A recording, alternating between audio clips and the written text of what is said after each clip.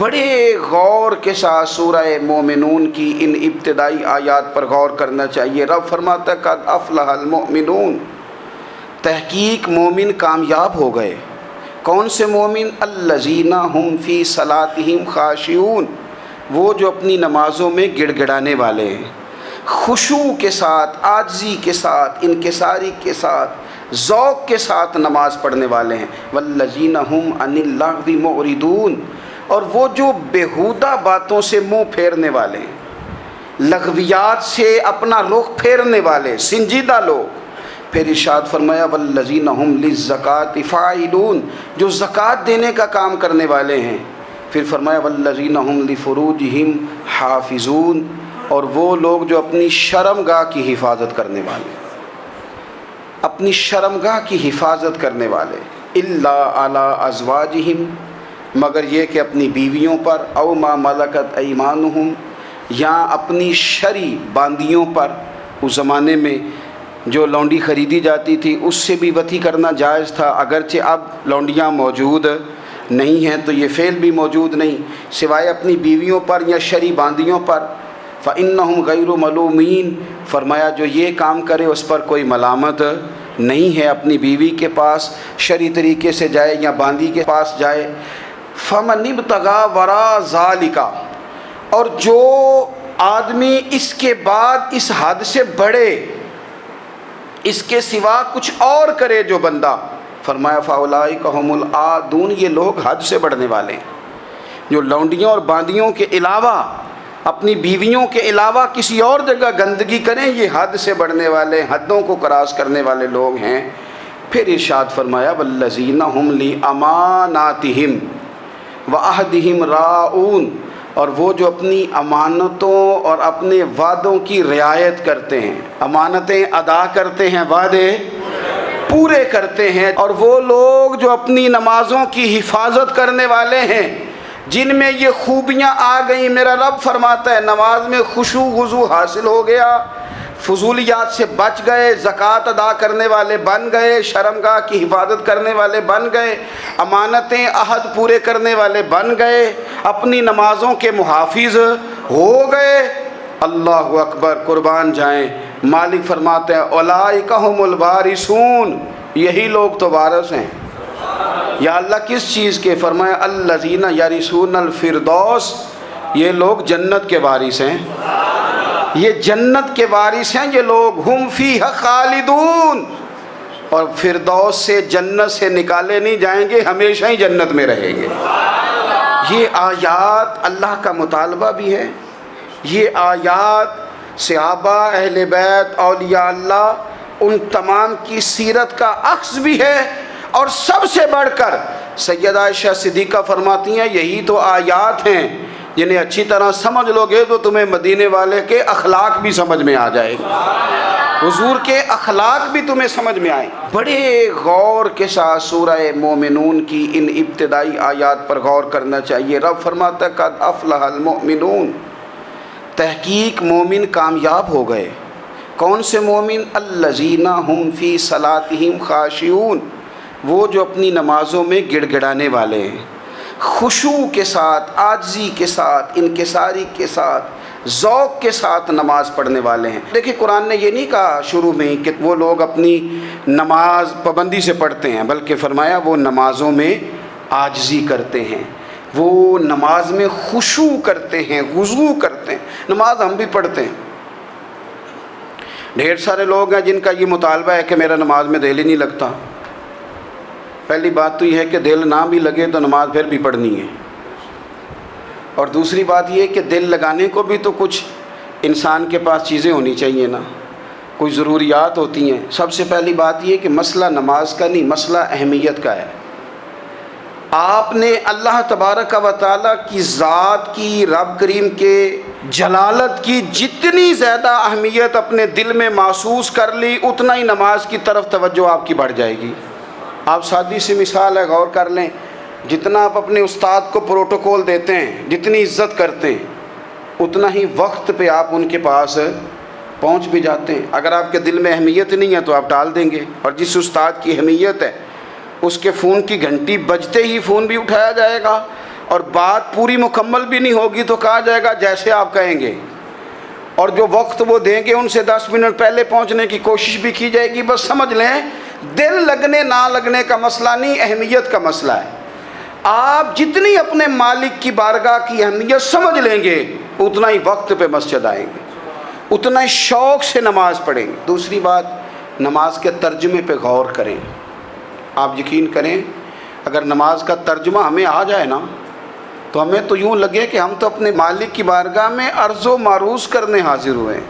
یہ سورہ فاتحہ ہی دیکھ لیں آپ، حضور فرماتے ہیں، رب فرماتا ہے سورۃ فاتحہ آدھی میری ہے آدھی میرے بندے کی ہے۔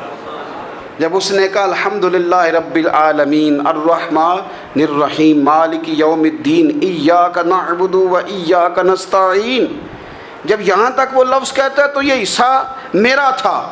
اس نے اپنے رب کی تعریف کی، اور جب کہا نا اس نے اہدنا الصراط المستقیم، اب بندے نے التجائیں شروع کر دی۔ اس نے کہا کہ مالک بھی تو ہے، رحمان بھی تو ہے، رحیم بھی تو ہے، عبادت بھی تیری کرتے ہیں تو مدد بھی تو تجھی سے مانگنی ہے نا، اب مہربانی فرمانا اہدنا الصراط المستقیم، ہمیں سیدھا راستہ دکھا دے، صراط الذین انعمت علیہم، ان لوگوں کا راستہ دکھانا جن پر تو نے انعام کیا ہے، غیر المغضوب علیہم ولا الضالین، ان کے راستے پہ نہ چلانا جن پر تیرا غضب ہوا، جو گمراہ ہو گئے ان کے راستے۔ تو نماز میں جب ترجمے پر آپ کا غور ہوتا ہے تو آپ کا تو دل خود بخود لگ جاتا ہے، شوق بڑھ جاتا ہے آپ کا۔ تو اتنی چیزیں ہم زندگی میں یاد کرتے ہیں، تو اگر ترجمہ بھی نماز کا یاد کر لیں اور پھر شوق سے پڑھیں تو آپ یقین کریں طبیعت کھنچی چلی آئے گی۔ ہمارے یہاں کچھ لوگ نماز پڑھتے ہیں پر بڑی لاپرواہی سے پڑھتے ہیں، کبھی ادھر دیکھتے ہیں کبھی ادھر دیکھتے ہیں، کبھی بال سہلاتے ہیں۔ وہ میں نے دیکھا ہے سجدے جا رہے ہیں تو سیانے سیانے بندے کبھی کپڑے کو چھیڑ رہے ہیں کبھی جگہ کو چھیڑ رہے ہیں۔ میرے نبی کریم صلی اللہ تعالیٰ علیہ وسلم نے فرمایا ان لوگوں کا کیا حال ہے جو اپنی نماز میں نظریں آسمان کی طرف اٹھاتے ہیں، رکوع سے اٹھے تو اوپر دیکھنا شروع کر دیا، کیا حال ہے ان کا۔ اور پھر حضور نے ایک موقع پر تو سختی فرمائی، فرمایا جو نماز پڑھتے اپنی نظریں آسمان کی طرف اٹھاتا ہے وہ باز آ جائے، ورنہ ایسا نہ ہو کہ رب اس کی آنکھیں ہی چھین لے، وہ باز آ جائے اس کام سے۔ خشوع کے ساتھ نماز پڑھے، عاجزی کے ساتھ نماز پڑھے، اس کا دل لگا ہوا ہو نماز کے اندر۔ میرے نبی پاک صلی اللہ تعالیٰ علیہ وآلہ وسلم کے غلام حضرت انس بن مالک رضی اللہ تعالیٰ عنہ فرماتے ہیں کہ رسول پاک صلی اللہ علیہ وسلم نے مجھ سے فرمایا تھا کہ بیٹے نماز میں ادھر ادھر دیکھنے سے بچو، کیونکہ فرمایا نماز میں ادھر ادھر توجہ کرنا یہ بندے کو ہلاک کر دیتا ہے، ہلاکت ہے اس میں اگر تم نے ادھر ادھر توجہ ہوگی۔ نماز تم مالک کی بارگاہ میں کھڑے ہو اور تم دیکھ ادھر ادھر رہے ہو، تو ایک تو نماز عاجزی کے ساتھ۔ پھر فرمایا والذین ہم عن اللغو معرضون، وہ لوگ جو فضول باتوں سے لغویات سے اپنا منہ پھیر لیتے ہیں، فضولیات سے۔ ہمارے ہاں نا بہت سارے لوگ ایسے ہیں جو بلا وجہ ان چیزوں میں دلچسپی لیتے ہیں جو ان کے مطلب کی نہیں ہے، ان کے مطلب کی مطلب آپ کسی سے ملیں کہتے ہیں کیا حال ہے، ٹھیک ہے جی، بچوں کا کیا حال ہے، ٹھیک ہے، بچے کتنے ہیں؟ تو بھئی آپ کو جب پتہ ہی نہیں تھا کتنے ہیں تو حال کیوں پوچھا آپ نے؟ آپ کرتے کیا ہیں؟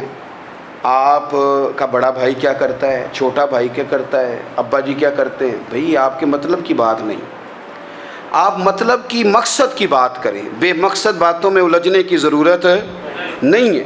دیکھیں اپنا ادارہ میں چلاتا ہوں، اپنا گھر آپ چلاتے ہیں، اپنی ڈیوٹی آپ کرتے ہیں، آپ کو زیادہ بہتر پتہ ہے کہ آپ اپنا گھر کیسے چلا رہے ہیں، مجھے زیادہ بہتر پتہ ہے کہ میں مدرسہ مسجد، مجھے زیادہ بہتر پتہ ہے اس کے اندر کون سی اصطلاح کس طرح کرنی ہے، یہ مجھ سے زیادہ بہتر کوئی بندہ جانتا نہیں۔ اب ہم کیا کرتے ہیں جب ہم دوسرے کے کام میں مداخلت کرتے ہیں تو دو نقصان ہوتے ہیں، ایک تو اس کے ساتھ ہمارا رائے کا اختلاف ہو جاتا ہے، اور دوسرا ہمارے اپنے بہت سارے کام رہ جاتے ہیں کیونکہ ہماری توجہ ہی دوسرے کی جانب تھی، اپنے بڑے سارے کام رہ جاتے ہیں۔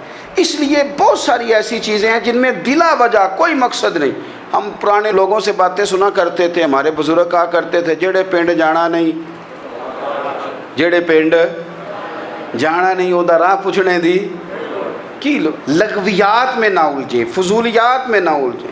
یعنی ٹو میں رہنا، ٹو میں۔ آپ یقین کریں میں نے پرسنلی طور پہ اس چیز کو محسوس کیا ہے کہ ہمارے بہت سارے اہم حقوق صرف اس لیے مس ہوتے ہیں کہ ہماری اپنے سے زیادہ توجہ سامنے والے پہ ہوتی، سامنے والے۔ میں نے دیکھا بڑے بڑے عجیب سوال اور بڑے بڑے انوکھے سوال، مطلب یہ کہ اتنی لمبی چوڑی، اور لوگوں کو بڑا پتہ ہوتا ہے یہ فلاں آدمی جو ہے اس کے بچے کتنے ہیں، وہ بیاہ کہاں پہ ہیں، کس کس علاقے میں ان کی شادیاں ہوئی ہیں۔ اتنی تفصیلات کی ہمیں ضرورت نہیں ہے، ہم سے تو ہمارے بارے میں پوچھا جائے گا۔ تو ہمیں اپنا معاملہ بڑا صاف ستھرا، دیکھیں کیا سونی بات کی مدینے والے رسول نے، قربان جائیں حضور کے جملوں پر۔ ایک شخص نے پوچھا حضور سونا اسلام کون سا ہے، خوبصورت مسلمان کون ہے؟ تو نبی پاک صلی اللہ علیہ وسلم نے فرمایا وہ خوبصورت مسلمان ہے جو بات اس کے مقصد کی نہیں، بے معنی ہے وہ بات وہ چھوڑ دے۔ بے مقصد باتوں سے الجھنا جو بندہ چھوڑ دے وہ مسلمان بڑا سونا مسلمان ہے۔ ہم کمزور اس لیے ہوتے ہیں کہ ہماری توجہ زیادہ دوسروں کی باتوں پر پڑتی ہے۔ پھر فرمایا والذین ھم للزکاۃ فاعلون، وہ لوگ جو زکوٰۃ دینے کا کام کرتے ہیں، صدقات کرتے ہیں، خیرات کرتے ہیں، وہ کامیاب ہو جاتے ہیں۔ پھر فرمایا والذین ھم لفروجہم حافظون، وہ جو اپنی شرمگاہ کی حفاظت کرتے ہیں۔ نوجوان میری بات پر توجہ کریں، فرمایا وہ لوگ جو اپنی شرمگاہ کی، والذین ھم لفروجہم حافظون، وہ لوگ جو اپنی شرمگاہ کی حفاظت کرتے ہیں۔ حضور غوث پاک رضی اللہ تعالیٰ عنہ فرمایا کرتے تھے دو چیزیں انسان اپنی سنبھال لینا، ایک پیٹ اور ایک شرمگاہ، تو فرماتے تھے ولایت اس کے بڑی قریب آ جاتی۔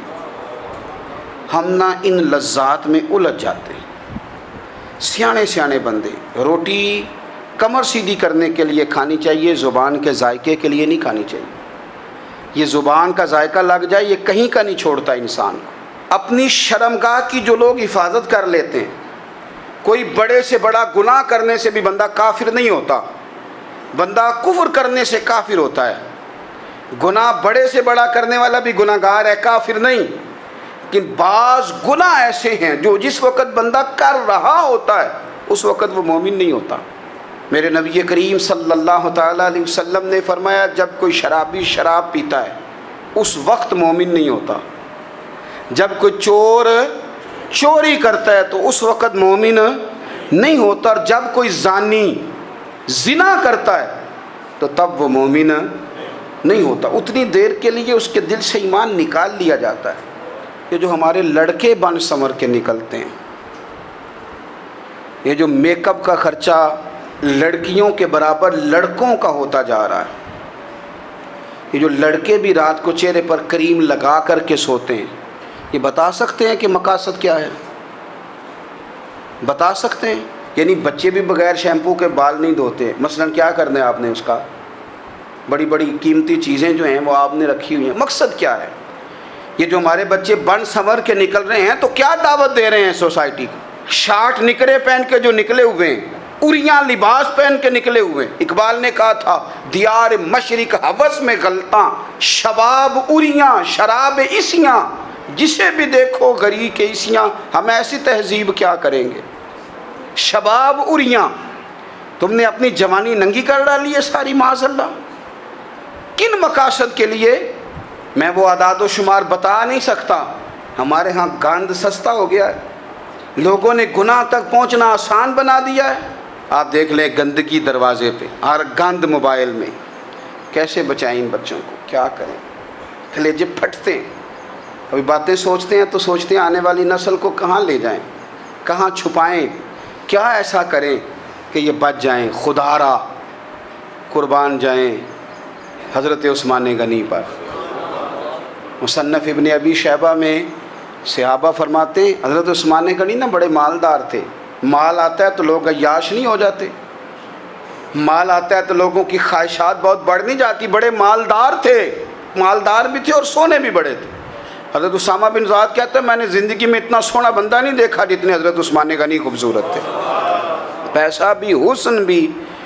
لیکن فرماتے ہیں کہ حضرت عثمان غنی سب سے بڑھ کر اپنی شرمگاہ کی حفاظت کرنے والے، اور سب سے بڑھ کر صلہ رحمی کرنے والے، رشتہ داروں سے اچھا سلوک کرنے والے، حیا والے، شرم والے، پاکیزگی والے۔ آپ کا ذہن ہے، آپ صبح اٹھتے ہی ذہن بنا لیں کہ میں نے آج اتنا سبق پڑھنا ہے، آج اتنی تفسیر دیکھنی ہے، اتنی عبادت کرنی ہے، فلانی نعت میں نے دیکھنی ہے، فلاں خیر کا کام کرنا ہے، فلاں آدمی کے ساتھ نیکی کرنی ہے۔ صبح ذہن بنا لیں، آپ کا ذہن وہی کام کرنے لگے گا۔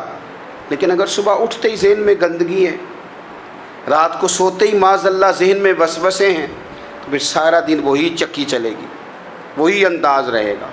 تھوڑا سا آپ کو اس کی نگرانی کرنی ہے، تھوڑا سا۔ فحاشی، عریانی یہ تیزی سے پھیل رہی ہے، تیزی سے گندگی لوگ کشید کر کے لاتے ہیں۔ اور حیا کا مطلب صرف اتنا ہی نہیں ہے آپ زنا اور بدکاری سے بچیں، آپ اپنی زبان کو بھی حیا والا بنائیں۔ کوئی کچا کمزور جملہ، گندی بات، گالی کبھی بھی زبان پہ نہ آئے، آپ کا انداز حیا والا ہو۔ بے باک ہو جانا، بے باک بولنا، میں باریکی سے اس بات کو سمجھتا ہوں، اور میں آپ کو بہت ساری بزرگوں کے ارشادات کا نچوڑ عرض کرنے لگا ہوں۔ آپ اپنا ذہن صاف کر لیں، آپ کے بہت سارے کام ویسے ہی صحیح ہو جائیں گے، کیونکہ ہمارے دین کے اندر زیادہ اجر نیتوں اور ارادوں پہ ملتا ہے۔ آپ کے جو اندر کی پاکیزگی ہے وہ بہت سارا فضل لاتی ہے اللہ کا، اور اگر دل ہی ناپاک ہو، ذہن ہی ناپاک ہو، تو وہ خیر کی چیزیں کس طرح کر کے داخل ہوں گی؟ اپنی شرمگاہ کی قربان جائیں۔ نوجوانوں ذرا غور کرنا، میرے نبی کریم صلی اللہ تعالیٰ علیہ وسلم کے بارے میں حضرت عائشہ صدیقہ فرماتی ہیں کہ عرب کی کنواری لڑکیاں بڑی حیا والی ہوتی تھیں، لیکن اللہ کے پیارے رسول صلی اللہ علیہ وسلم عرب کی کنواری لڑکیوں سے بھی بڑھ کر حیا والے تھے۔ یہ ہمارے بچے مذاق میں ہمیں کئی دفعہ کہتے ہیں شادی کرا دو، شوگل میں کہہ دیتے، ابا کو کہہ دیتے ہیں، ابا کو نہیں منہ پہ آ کے کہہ دیتے ہیں، کہتے ہیں یہ بڑا بھائی مصیبت بن گیا، یہ ہٹے گا تمہاری باری آئے گی۔ آپ کچھ ایسی باتیں کر رہے ہیں، کچھ ایسے انداز آپ اختیار کر رہے ہیں جو وزادار لوگ کرتے نہیں۔ شرم و حیا سے وہ چیزیں ڈھل جاتی ہیں، جو باتیں ہمارے بچوں کی زبانوں پر بے باکی کے ساتھ آنے لگی ہیں۔ اور میں آپ کو ایک عقلی بات عرض کرتا ہوں، آپ اپنی زبان سے جو جملے خود ادا کرتے ہیں وہ جملے آپ کے دل پر بھی اثر کرتے ہیں۔ اگر آپ غلط بات بار بار کریں گے تو آپ کا دل بھی غلط بات کی طرف مائل ہو جائے گا۔ آپ 10 بار، 15 بار، 20 بار کوئی خیر کی بات کریں، خیر کی، تو آپ دیکھیں کہ آپ کا دل بھی خیر کی طرف مائل ہو جائے گا۔ آپ خیر کی باتوں پر اپنے آپ کو لائیں، اچھی باتوں پر اپنی توجہ لائیں، آپ کا دل بھی اچھائی کی طرف مائل ہو جائے گا۔ کفل کا ایک واقعہ ترمذی میں ملتا ہے۔ ایک شخص کفل نام کا تھا بنی اسرائیل میں، ایک عورت مجبور تھی، اس کے بچے بھوکے تھے، تو کفل نے اسے مائل کر لیا کہ تو میرے ساتھ گناہ کرے گی تو پھر میں تیرے بچوں کی روٹی تجھے دوں گا۔ تو وہ عورت پہلے تو بیچاری نہ مانی، لیکن بچوں کی بھوک دیکھ کے مجبور ہو گئی۔ جب کفل کے قریب گئی نا وہ عورت، اس نے دروازے سارے بند کر لیے۔ ترمذی شریف میں اس کا واقعہ موجود ہے۔ چاروں جانب سے بند ہو گیا سارا کچھ، لیکن جب وہ کفل کہتا ہے میں اس بی بی کے پاس جانے لگا تو عورت کا وجود کانپتا تھا۔ جس بندے کو گناہ کی طرف جاتے اس کی طبیعت میں ہیجان پیدا ہو، تو معنی یہ ہے کہ ابھی ذہن پورا غلیظ نہیں ہوا، ابھی طبیعت پوری گندی نہیں ہوئی، ابھی ایمان کی بہت ساری قسمیں موجود ہیں، عورت کا وجود کانپتا ہے۔ تو کفل کہتے ہیں کہ میں نے اسے کہا کہ سارے دروازے بند ہیں، ڈرتی کیوں ہے؟ تو کہنے لگی ڈرتی اس لیے ہوں کہ سارے دروازے بند نہیں ہوتے، ایک دروازہ کھلا ہے، اور وہ دروازہ رب قدیر کا دروازہ ہے، اسے کیسے بند کیا جا سکتا ہے؟ تو کہتے ہیں جب اس نے یہ لفظ کہے تو مجھ پر بھی بات کا اثر ہوا، مجھ پر بھی۔ تو میں نے کہا کہ اگر تو عورت ہو کے رب سے اتنا ڈرتی ہے تو مجھے تو اس نے مرد بنایا ہے، تو مرد تو ہوتا ہی وہ ہے جو اپنے آپ پر کنٹرول کر سکے۔ تو اب نہ معاملہ آگے جائے گا، اب یہاں بات رکے گی نہیں، جا میں تجھے آزاد کرتا ہوں۔ عورت گئی، اس نے توبہ کی کفل نے، اور رات رو کے کہنے لگا مالک آج میں نے توبہ کی ہے تو میرے اوپر مہربانی کرنا، میری توبہ ٹوٹنے نہ پائے۔ رات اس نے توبہ کی، رات ہی انتقال ہو گیا۔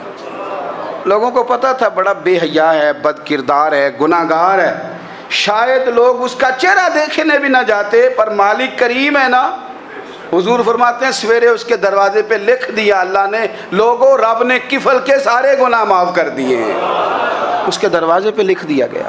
جب آپ اپنی حفاظت کرنا چاہتے ہیں تو اللہ پھر اسباب بھی پیدا کر دیتا ہے، اپنی شرمگاہ کی، اپنی نظر کی آپ خوب حفاظت کریں۔ اور میں آپ کو ایک بات عرض کروں، ایک بندے کے باحیا ہو جانے سے نا، ایک بندے کے ٹھیک ہو جانے سے اس کے دائیں بائیں بے شمار لوگ ٹھیک ہو جاتے ہیں۔ نہ چاہتے ہوئے بھی آپ کی نیکی کا اثر آپ کے دوستوں پہ پڑتا ہے، نہ چاہتے ہوئے۔ اور ایک بندے کے بگڑ جانے سے اس کے دائیں بائیں بہت سارے لوگ بگڑ جاتے ہیں، بہت سارے لوگ بگڑ جاتے ہیں۔ آپ اگر اپنے لب و لہجے پر یہ پابندی لگا سکیں اور اپنے آپ کو اگر آپ سنبھال سکیں تو پھر یاد رکھیے گا بڑی ساری چیزیں بہتر ہو جائیں گی۔ کچھ چیزیں ایسی ہوتی ہیں جو ہم فراخ دلی سے بانٹتے ہیں، اور کچھ چیزیں ایسی ہوتی ہیں جو مجبور ہو کر ہم دیتے ہیں۔ کئی دفعہ ایسا ہوتا ہے کہ سامنے والا کچھ زیادہ تکلیف میں ہوتا ہے پر ہمارے پاس بھی وسعت نہیں ہوتی، لیکن زیادہ اجر اسی بندے کو ملتا ہے جو تھوڑی تکلیف برداشت کرے اور سامنے والے کی تکلیف کو دور کرے۔ مدینہ منورہ میں نا قحط پڑ گیا تھا، غلہ نہیں ملتا تھا، تو قحط کے زمانے میں لوگ نا پھر چیزوں کو مہنگا کر کے بیچتے ہیں۔ ہمارے ہاں ایک طرف چینی کی لائنیں لگی ہوتی ہیں اور دوسری دفعہ چھاپا پڑتا ہے، پورے کے پورے گودام بھرے ہوئے نکل آتے ہیں، لوگ مصنوعی قلت پیدا کر دیتے ہیں۔ حضرت عمر فاروق رضی اللہ تعالیٰ عنہ کے زمانہ نور میں قحط پڑ گیا تھا، گندم کا دانہ اس طرح ہو گیا تھا جس طرح سونا ہے۔ سیدنا عثمان غنی رضی اللہ تعالیٰ عنہ کے نا بہت سارے اونٹ غلے کے بھرے ہوئے مصر سے آئے، اور لگتا یوں ہے کہ وہ شخص آپ ہی کو غلہ دیتا تھا، کسی اور کو دیتا بھی نہیں تھا، جو اونٹ بھر کے اس نے دیے۔ تو مدینہ منورہ کے اندر جب وہ مال پہنچا نا، آپ کو بتانا یہ چاہ رہا ہوں کہ ساری تجارت بندوں سے نہیں کرنی چاہیے، کچھ اللہ سے بھی کرنی چاہیے۔ رب سے جو بندہ تجارت کرتا ہے وہ بڑا کامیاب ہوتا ہے۔ وہ غلے سے بھرے ہوئے اونٹ آپ کے پہنچ گئے تو تاجر آئے، انہوں نے آ کے کہا عثمان ہم کھول کے نہیں دیکھتے کہ اندر مٹی ہے کہ سونا ہے، اور یہ بھی نہیں پوچھتے آپ نے کتنے کا خریدا، آپ کی زبان پر اعتبار ہے، آپ نے جتنے کا مال لیا ہے نا ہم ڈبل دیتے ہیں، آپ ہمیں دے دیں۔ آپ فرمانے لگے نہیں مجھے زیادہ نفع ملتا ہے۔ انہوں نے کہا 2 گنا، فرمایا نہیں زیادہ ملتا ہے، کہا 3 گنا، فرمایا زیادہ ملتا ہے۔ وہ کہنے لگے اس سے زیادہ تو کوئی تاجر ہے ہی نہیں جو زیادہ دے، فرمایا بس مجھے ملتا ہے نا۔ کہا کتنا ملتا ہے؟ فرمانے لگے لگتا ہے کہ اگر وہ تاجر زیادہ کرم نوازی کرے تو 700 گنا تو دے گا ہی، اور باقی کریم ہے۔ انہوں نے کہا جی نہیں اتنا نہیں ہم دے سکتے، پھر آپ بیچ لیں۔ یہ بات ہی سمجھ میں نہیں آتی۔ لوگ چلے گئے تو حضرت عثمان غنی مال اٹھا کے مسجد کے دروازے پہ لے گئے، جا کے کہنے لگے اے عمر اعلان کر دیں جس غریب کو گندم کی ضرورت ہے، آسانی کے دور میں نہیں دقت کے دور میں، جب لوگوں کو مل نہیں رہی چیز، جس کو ضرورت ہے وہ آئے اور آ کے لے جائے۔ جب جناب عثمان غنی کے اس غلے کا اعلان ہوا تو تاجروں کو اب مسئلہ سمجھ میں آیا کہ یہ 700 گنا کو بندہ نہیں دے رہا، یہ رب کریم عطا فرما رہا ہے۔ میرے عزیز کچھ سودے رب کے ساتھ بھی کریں۔ اگر کوئی بڑا ضرورت مند دروازے پہ آ جائے نا تو پھر اپنا نفع نقصان نہیں سوچنا، پھر تو رب کے ساتھ تجارت کرنی ہے۔ ضرورت مند کی ضرورت کا لحاظ کرنا یہ نہ مسلمانوں کے ایک دوسرے کے قریب کرے گا۔ ہم کون ہوتے ہیں کسی کی حاجت پوری کرنے والے، ضرورت پوری کرنے والے؟ کرنے والا تو اللہ ہے۔ تو اگر رب ہمیں کبھی وسیلہ بنائے، ذریعہ بنائے، تو پھر ہمیں ذرا نا خوش دلی سے بننا چاہیے، ذوق اور شوق سے بڑھنا چاہیے، پھر ہمیں کمزور نہیں پڑنا چاہیے۔